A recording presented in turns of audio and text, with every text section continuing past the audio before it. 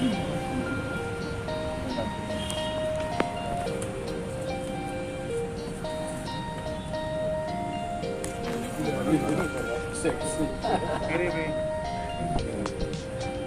sama ya? Sama, sekitar 14 halaman. Hari ini kami mengajukan surat keberatan atas persidangan online dan proses sidang perdana kemarin. Yang pada intinya pertama adalah kami keberatan karena Yang Mulia Majelis Hakim yang memeriksa perkara ini kemarin sangat tidak argumentatif. Beliau seperti menggunakan pendekatan kekuasaan, kewenangannya hanya kemudian bicara pokoknya gitu ya, kurang lebih ya. Setiap argumentasi kami itu tidak ditanggapi, tidak diberikan jawaban pertanyaan-pertanyaan kami, tapi selalu saja selesai dengan jawaban bahwa Majelis Hakim itu tetap menetapkan persidangan online. Jadi sebetulnya sangat tidak dialogis, hanya menggunakan kewenangan yang dimiliki oleh beliau. Itu yang pertama. Kenapa kami mengajukan keberatan?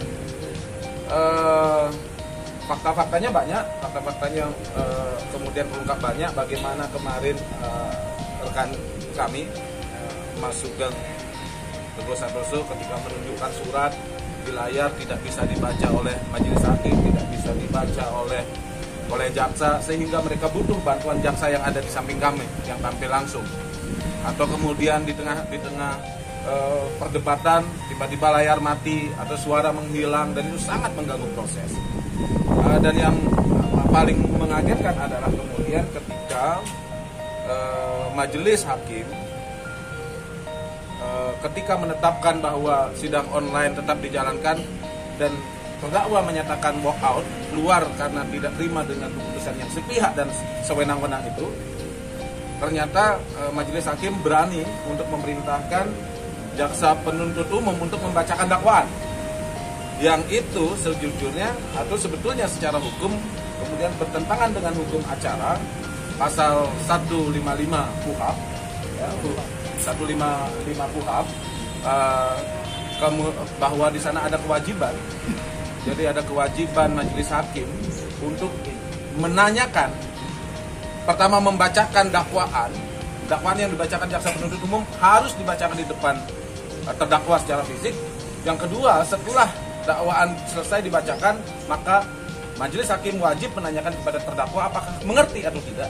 Jika belum mengerti, maka majelis hakim wajib memerintahkan jaksa penuntut umum untuk menjelaskan atau membacakan kembali supaya terdakwa mengerti.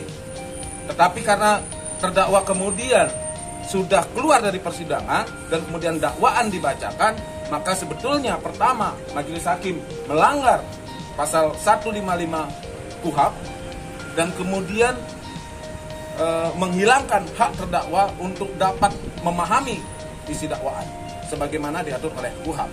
Kemudian seharusnya sidangnya itu tidak dilangsungkan atau ditunda sebagaimana diatur oleh pasal 154 KUHP mulai dari ayat 3, ayat 4 sampai ayat 6. Seharusnya kemudian sidang ditunda, dipanggil kembali terdakwa supaya kemudian hak hukumnya terpenuhi. Kurang lebih itu isi suratnya, isi surat yang kami sampaikan, dan kami kemudian meminta sebagai sebuah solusi, kami meminta pertama diupayakan untuk penangguhan penahanan karena sesungguhnya MOU atau perjanjian tiga pihak, ya, perjanjian tiga pihak antara Mahkamah Agung, Kejaksaan Agung dan Kementerian Hukum dan HAM itu tidak boleh mengalahkan hukum acara yang diatur dalam Undang-Undang Kekuasaan Kehakiman dan KUHP. Sebenarnya tidak boleh mengalahkan itu. Yang kedua, dalil majelis hakim yang mengatakan bahwa dasar sidang online ini dikuatkan oleh SEMA nomor 1 tahun 2020 itu juga tidak berdasar karena SEMA nomor 1 2020 tidak mengatur persidangan online.